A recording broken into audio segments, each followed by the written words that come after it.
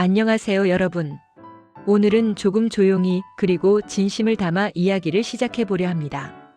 혹시 요즘 들어 다리가 자주 붓고 저녁만 되면 종아리가 뻐근하고 밤에는 다리 때문에 잠을 설치신 적 있으신가요?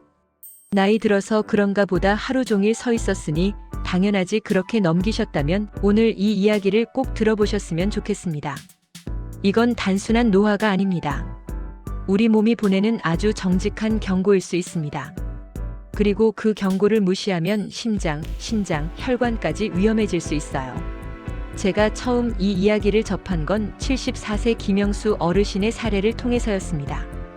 김영수 씨는 은퇴 후 태안에 내려와 매일 아침 공원을 걷는 게 낙이었어요. 그런데 어느 날부터 오후만 되면 다리가 붓고 밤에는 종아리가 욱신거리기 시작했습니다. 처음엔 그냥 피곤해서 그런 줄 알았죠. 나이도 있고 하루 종일 걸었으니 그럴 수도 있지 하지만 증상은 점점 심해졌고 결국 병원에 가게 됐습니다. 의사 선생님은 말했습니다. 이건 단순한 노화가 아니라 혈관과 림프계의 기능 저하입니다. 그 말을 듣고 김영수 씨는 깜짝 놀랐습니다. 혈관이요? 림프계요? 그게 다리랑 무슨 상관이죠? 사실 우리 몸은 아주 정교하게 설계되어 있습니다. 심장에서 피를 보내고 다리까지 내려간 혈액은 다시 위로 올라가야 하죠. 그걸 도와주는 게 바로 종아리 근육입니다. 그래서 종아리는 제2의 심장이라고도 불립니다. 그런데 나이가 들면 근육량이 줄어들고 혈액을 위로 밀어올리는 힘이 약해집니다. 그 결과 혈액과 수분이 아래로 고이게 되고 다리가 붓고 통증이 생기게 되는 거죠. 김영수 씨는 그날 이후 자신의 생활을 하나씩 바꿔보기로 결심했습니다. 첫 번째로 시작한 건 아침마다 발끝을 들어올리는 운동이었어요.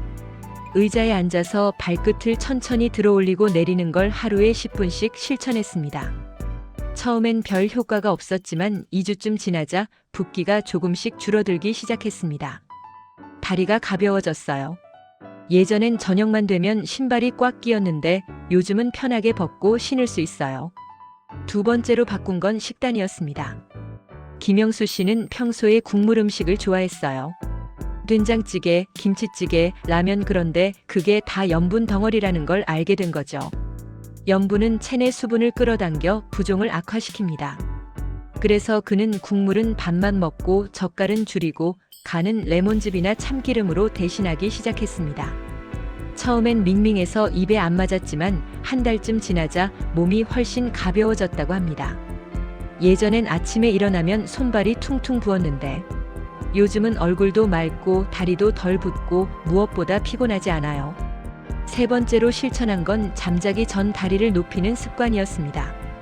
그는 베개 2개를 겹쳐서 다리를 심장보다 높게 올리고 15분 정도 누워 있었습니다. 그렇게만 해도 혈액과 림프액이 위로 올라가면서 붓기가 빠르게 줄어들었다고 해요. 그냥 누워 있는 건데 몸이 회복되는 느낌이 들었어요. 그리고 마지막으로 수분 섭취를 조절했습니다. 많은 분들이 물을 많이 마시면 더 붓는다고 생각하시죠? 하지만 적절한 수분 섭취는 신장을 자극해서 노폐물과 수분을 배출하게 합니다. 김영수 씨는 하루에 보리차나 옥수수 수염차를 1.5리터 정도 마셨고 팥차도 자주 끓여 드셨습니다. 그 결과 소변이 시원하게 나오고 몸이 덜 붓는 걸 느꼈다고 합니다.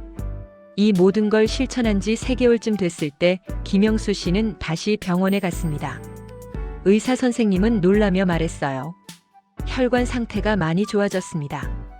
붓기도 거의 없고 심장 기능도 안정됐어요. 그 말을 듣고 김영수 씨는 눈물을 흘렸습니다. 그냥 작은 습관을 바꿨을 뿐인데 몸이 이렇게 달라질 줄은 몰랐어요. 이 이야기를 들은 또 다른 분, 68세 박순자 씨도 실천을 시작했습니다. 그분은 하루 종일 서서 일하는 분이었는데 퇴근 후 다리가 퉁퉁 붓고 밤에는 쥐가 자주 났다고 해요. 그분은 김영수 씨의 이야기를 듣고 다리 높이기와 발끝 운동부터 시작했습니다. 그리고 식단에서 국물과 젓갈을 줄이고 팥차를 매일 마셨습니다. 한 달 후 박순자 씨는 말했습니다. 이젠 밤에 쥐도 안 나고 다리도 훨씬 가벼워졌어요. 무엇보다 잠이 잘 와요. 여러분, 다리가 붓고 아픈 건 단순한 노화가 아닙니다. 그건 우리 몸이 보내는 정직한 경고입니다. 그리고 그 경고를 무시하지 않고 조금만 귀 기울이면 몸은 스스로 회복을 시작합니다. 오늘 김영수 씨와 박순자 씨의 이야기를 통해 우리가 배울 수 있는 건 거창한 치료보다 작은 실천이 더 강력하다는 겁니다.